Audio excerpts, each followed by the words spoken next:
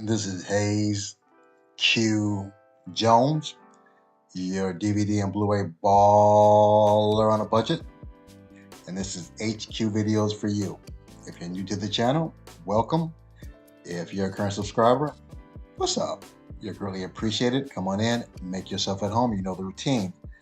This week takes me back to another Goodwill. I'm just kind of running the rotation of the Goodwills and pawn shops around my area. I actually found a Disney Blu-ray out there. Have some fantastic pawn shop pickups, more rare, out of print, I believe Shout Factory TV series.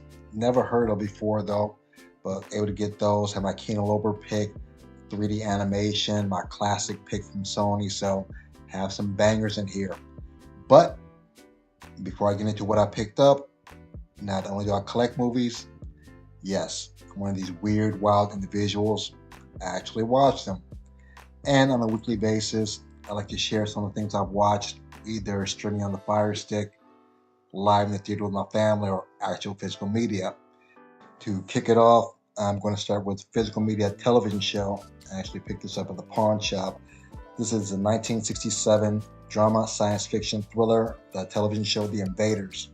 This is directed by Paul Wendkos, produced by Alan A. Armour, written by Larry Cohen. This stars Roy Thinnis, William Woodson, Dick Wesson, Craig Chuddy, Max Clevin. The plot behind this: the invaders, alien beings from a dying planet, their destination, the Earth. Their purpose, to make it their world. David Vincent has seen them for him to begin one lost night on a lonely country road looking for a shortcut that he never found. It began with a closed, deserted diner and a man too long without sleep to continue his journey. It began with the landing of a craft from another galaxy. Now, David Vincent knows that the invaders are here, that they have taken human form.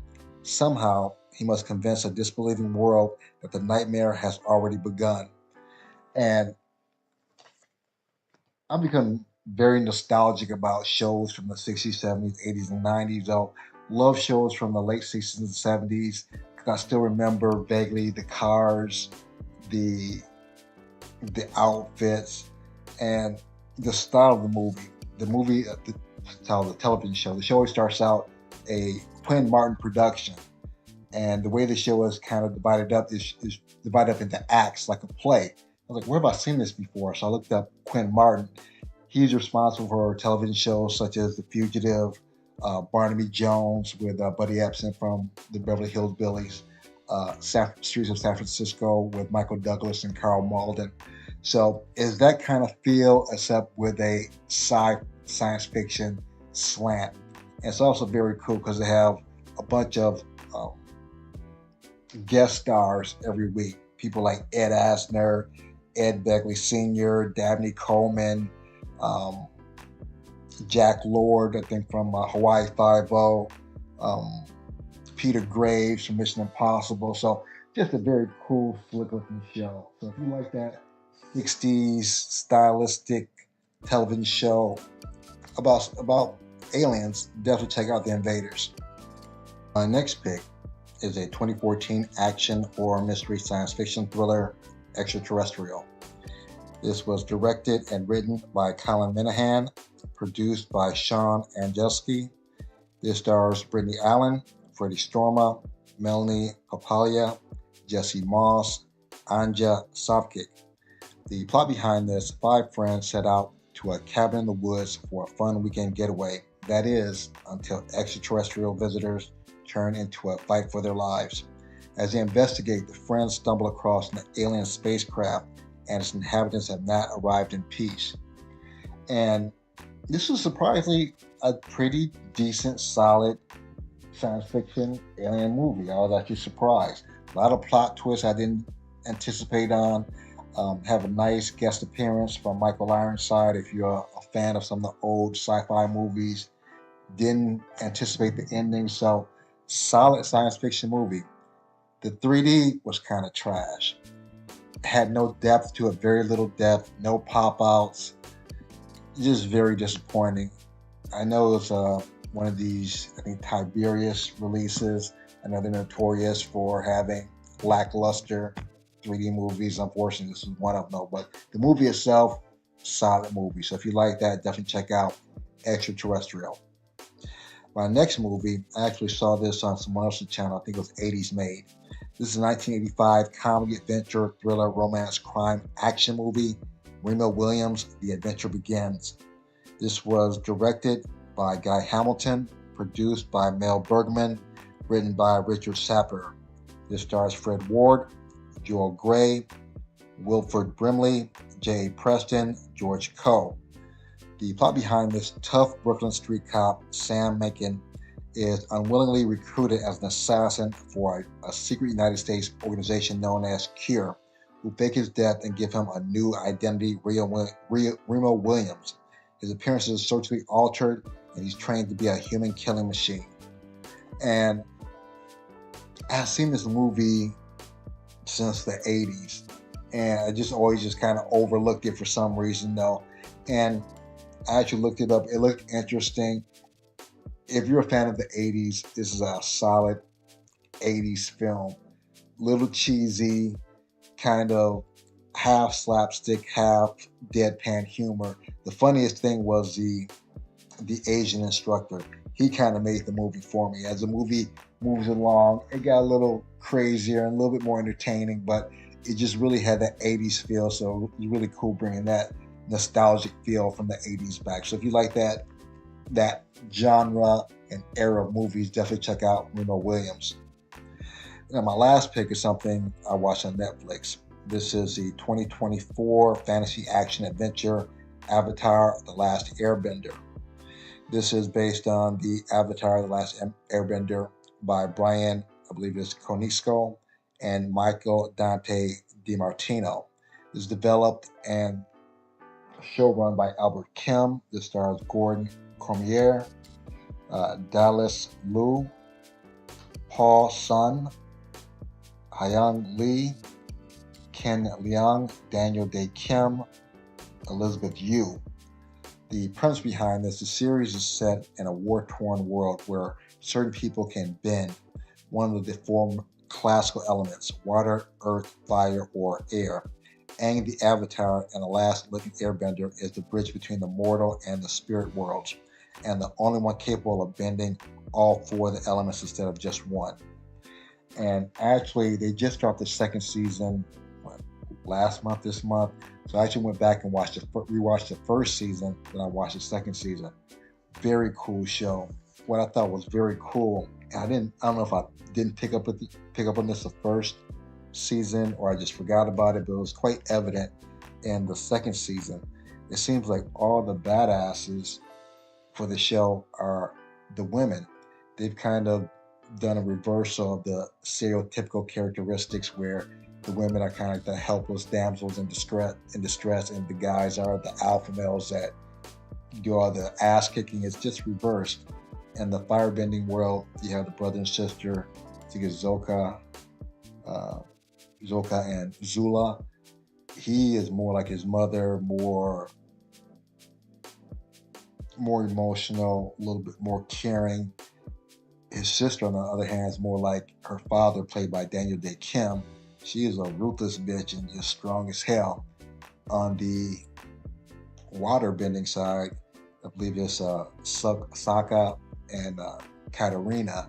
He's kind of like fall in love at the drop of a hat at the cutest girl, and she's the one trying to harness her craft and her skills to be this great feminine warrior. So great dynamic change as far as the character roles go. I forgot about Toph. I believe that's how you pronounce her name. She's the blind Asian, the blind earthbender who is just kicking everybody's ass. So very cool show, a lot of twists and turns. Really looking forward to seeing the third season. The second season ended on a cliffhanger, so fantastic show. Can't wait to see what the third act or the third possibly final season holds. Now, those are the shows that I watched for the week. With that being said, without further ado, sit back, relax, have a drink of a smoke, and I'll catch you on the other end of this video.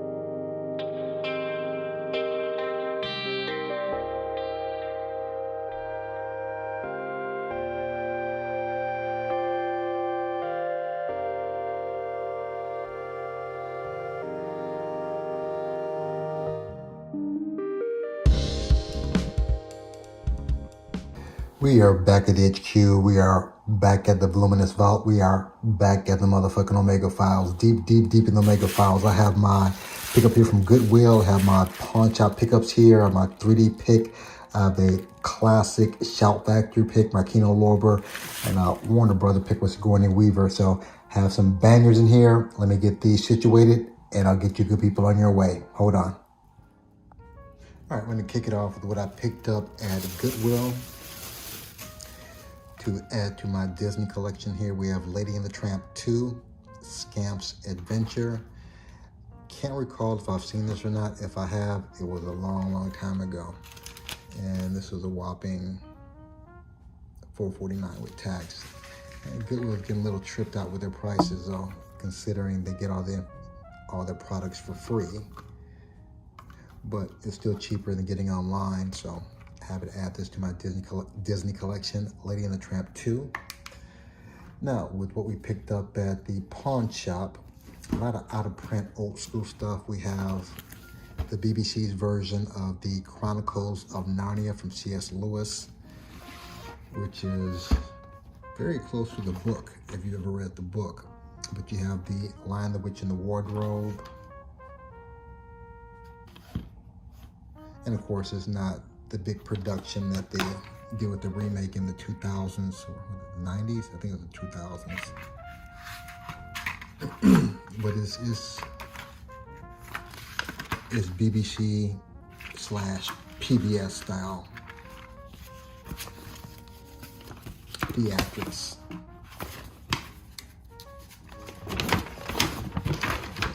Poster here.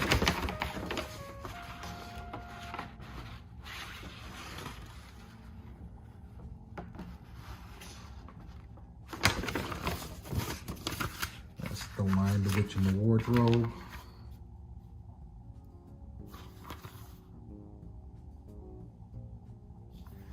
Then we have Prince Caspian, which I believe was the second book. Voyage of the Dawn Treader.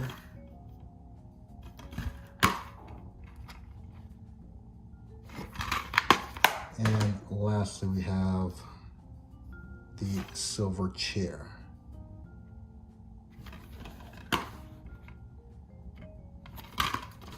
And again, I love these books growing up as a kid. I think there's a fourth book. I can't remember if there's 3 or 4 books. Chronicles of Narnia, BBC. And the box is a little worn though, but that's all right. Next, we have 2 shows I've never heard of before. The Middleman complete series. This is a Shout Factory release. And this came out in what, 2009? 17 years ago. I don't recall seeing this. Looked interesting, and for the price, it's definitely worth a look.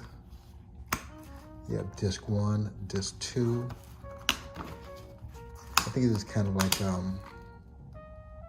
Get Smart type of spy comedy sitcom, I'm guessing, just from the little information that I read on it.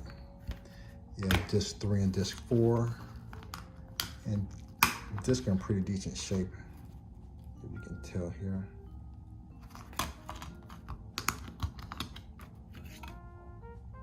So pretty good shape for the disc.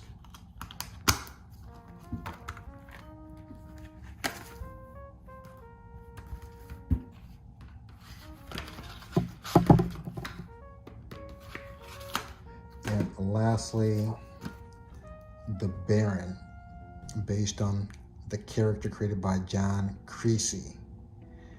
And again, look this up. This is out of print. Coke Vision release. And I think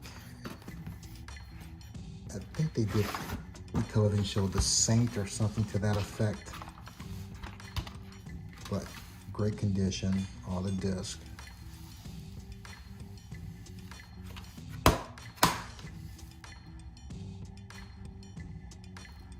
I think this is kind of like a Bond Saint type of television show. So definitely looking forward to getting into this. So many movies and not enough time. And this is a Coke Vision release. So for these 3 movies here, I paid a whopping $8.37 with tax, $9. So not too bad for that. Next, we have my Warner Brothers release. Kevin Kline, Sigourney Weaver, and Dave. I haven't seen this in years. I have like a bootleg copy of this. I always forget how tall, statuesque Sigourney Weaver is. She's like 6'6'1", so, and not a petite woman. Not saying that she's big, but she's a nice point guard on a WNBA if she played Dave. Next, we have my Kino Lorber pick for the week. Elizabeth Shue, and Terrence Stamp and Link. And I mentioned this in one of the videos I watched for the week. It's a fun, ape gone wild type of movie. Simeon gone wild. Yeah, it's Kino Lorber back in standard Kino Lorber Blu-ray cover. Link. My 3D pick for the week, which I didn't know there were actually 3 of these. Sammy's Great Escape. I haven't watched the first 2 yet though, but I've heard the 3D is pretty decent. Sammy's Great Escape, animated 3D. This is a Warner Brothers release, import. Sammy's Great Escape. And lastly, my classic pick for the week. Can't believe this came out so long ago. This came out in what? 2009? I believe this is Debs. Excuse me, it's a Sony release. When did this come out? The Blu-ray came out in 2026. I'm thinking it's 2009, but not positive. No, 2005. So I think these are like made on demand for Sony, because I've seen certain Sony discs look just like this on the cover, but it's a normal backing. So really fun, young female kind of spy movie, Debs. And this is what I picked up, my Pawnshop and thrift store pickups for the week. If you're familiar with the channel, this is where I separate the art from the plastic and the disc. Some of these will actually make the shelf. So let me get these situated, scanned in, and I'll get you good people on your way. Hold on.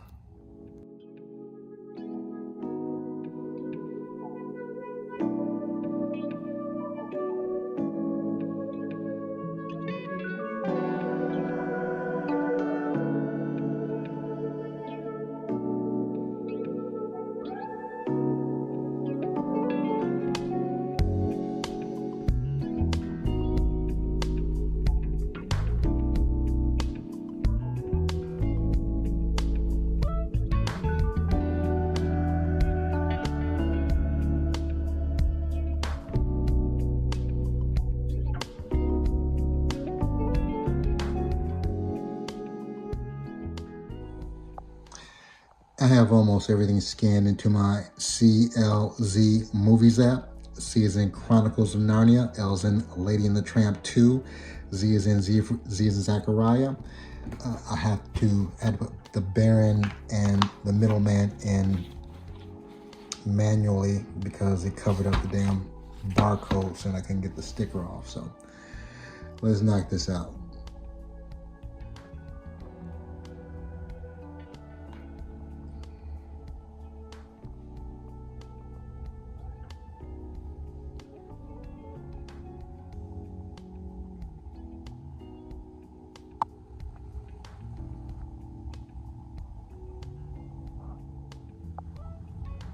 I have everything laid out, ready to be put back in its proper place. As usual, I appreciate each and every one of you tuning in, leaving comments. If you made this far in the video, smash the like, give me the big thumbs up. Make sure you hype up the video, help us get this video out to other movie lovers like yourself. Please share this video with other movies like yourself. And make sure you check out my Saturday collection video, same place, same time. Other than that, may the best of your past be the worst of your future. Everyone, please be safe. Deuces.